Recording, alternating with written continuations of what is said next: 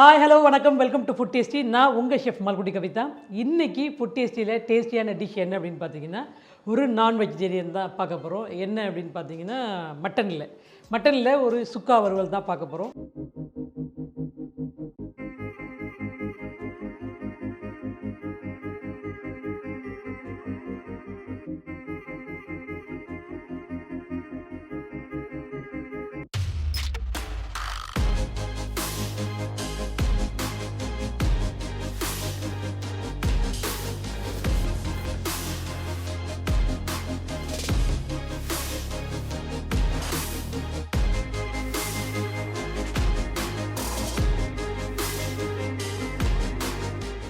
அடுப்பை பற்ற வச்சு பேன் வச்சுட்டோம். நான் வந்துட்டு ஜிஞ்சிலி ஆயில் யூஸ் பண்ணுறேன், நல்லெண்ணெய். ஜென்ரலாகவே மட்டனுக்கு நல்லெண்ணெய் யூஸ் பண்ணுறது ரொம்பவே நல்லது. அதனால் நான் நல்லெண்ணெய் யூஸ் பண்ணுறேன். உங்களுக்கு ஆப்ஷன் எது இஷ்டமோ அதை நீங்கள் யூஸ் பண்ணிக்கலாம். இது வந்து பார்த்திங்க அப்படின்னா ஆக்சுவலி கிரவுண்ட் பேஸ்ட்டு. இந்த கிரவுண்ட் பேஸ்ட் வந்துட்டு நம்ம ஏற்கனவே அரைச்சி வச்சுருக்கோம். இதில் என்ன போட்டு அரைச்சி வச்சுருக்கோம் பார்த்திங்கன்னா முந்திரி பருப்பு அண்டு விதை கொத்தமல்லி, சோம்பு, கசகசா, காஞ்ச மிளகா இதெல்லாம் போட்டு அரைச்சி வச்சுருப்போம். ட்ரை ரோஸ்ட் பண்ணி அரைச்சி வச்சுருப்போம்.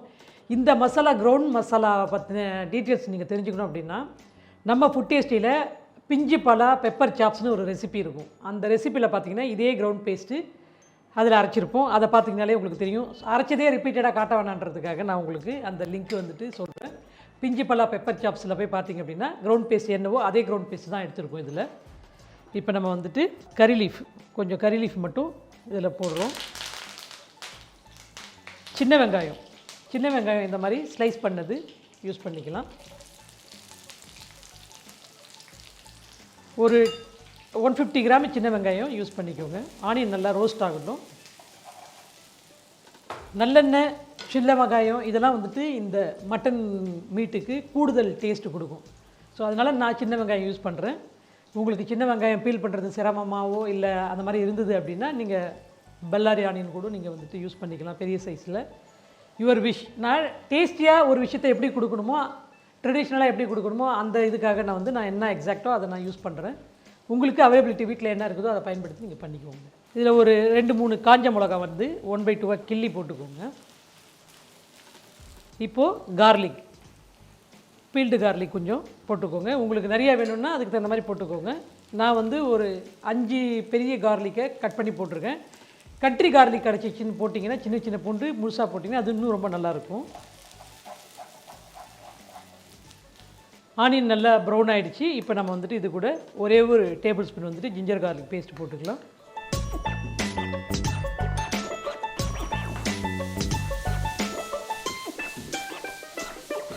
ஜிஞ்சர் கார்லிக் ஃப்ளேவர் வந்துட்டு ஃப்ளேவர் வந்து டிஸப்பியர் ஆனதுக்கப்புறம் இப்போ நம்ம என்ன பண்ணுறோம் அப்படின்னா நம்ம இந்த ஏற்கனவே மட்டன் வந்துட்டு பாயில் பண்ணி வச்சுருக்கிறோம். பாயில்டு மட்டன் வந்துட்டு தண்ணி ஊற்றாமல் ஜஸ்ட்டு கொஞ்சோண்டு ஜிஞ்சர் கார்லிக் பேஸ்ட்டு, ஆயில் கொஞ்சம், சால்ட்டு கொஞ்சம் போட்டு ஒரு 2 விசில் விட்டு வச்சது தான். இதில் தண்ணி எதுவுமே போடலை. மட்டன்லேருந்து வர தண்ணியை தான் நம்ம அப்படியே யூஸ் பண்ண போகிறோம். ஸோ 2த்தையும் சேர்த்து நம்ம இதில் யூஸ் பண்ணிக்கலாம்.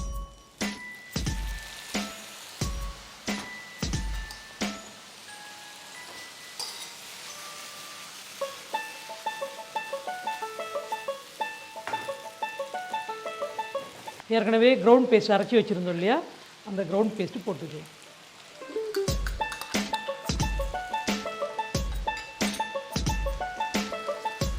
மட்டனில் உப்பு போட்டிருப்போம். ஸோ இந்த மசாலாவுக்கு தகுந்த மாதிரி சால்ட்டு போட்டுக்குவோம்.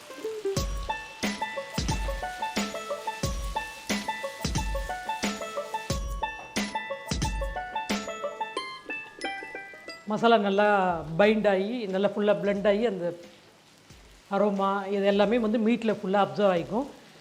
இதை கொஞ்சம் நல்லா ரோஸ்ட் பண்ணுவோம். இப்போ வந்துட்டு மேலே வந்துட்டு டர்மரிக் பவுட்ரு, ஒரு பிஞ்ச் ஆஃப் டர்மரிக் பவுட்ரு போட்டுருங்க. அண்டு ஜீரா பவுட்ரு ஒரு டீஸ்பூன் ஜீரா பவுட்ரு, கொஞ்சம் பெப்பர் வந்துட்டு நம்ம ஸ்பைசிக்கு எவ்வளோ வேணுமோ அதுக்கு தகுந்த மாதிரி போட்டுக்கோங்க. ஜென்ரலாகவே மீட்டு சாப்பிடும்போது பெப்பர் எடுத்துக்கிட்டோம்னா ரொம்பவே நல்லது. டைஜஷனுக்கும் சரி, ஹெல்த் வைஸும் சரி.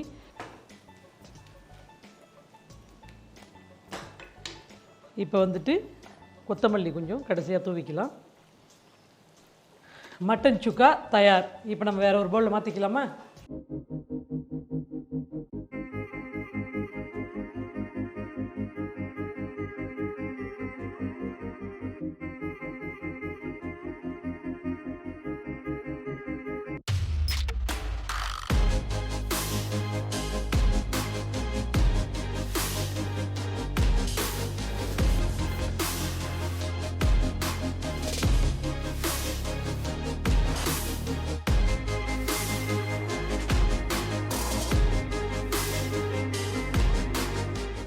என்னங்க ரொம்பவே ஈஸியாக எம்மியாக மட்டன் சுக்கா வறுவல் எப்படி பண்ணுறது அப்படின்றத பார்த்துட்டிங்க இல்லையா?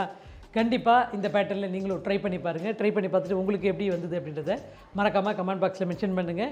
நான் ஏதாவது உங்களுக்கு வேறு டிஷ் பண்ணணும் அப்படின்னு சொல்லி நீங்கள் ஆசைப்பட்டீங்கன்னா அதையும் நீங்கள் குறிப்பிடலாம். தொடர்ந்து நிகழ்ச்சியாக பாருங்கள், ஃபீட்பேக் சொல்லுங்கள். மறுபடியும் ஃபுட்டேஸ்டியில் டேஸ்டியான டிஷ்ஷோடு உங்களை நான் சந்திக்கிறேன். அது வரைக்கும் வணக்கம் கூறி விடைபெறுவது ஷெஃப் மால்குடி கவிதா.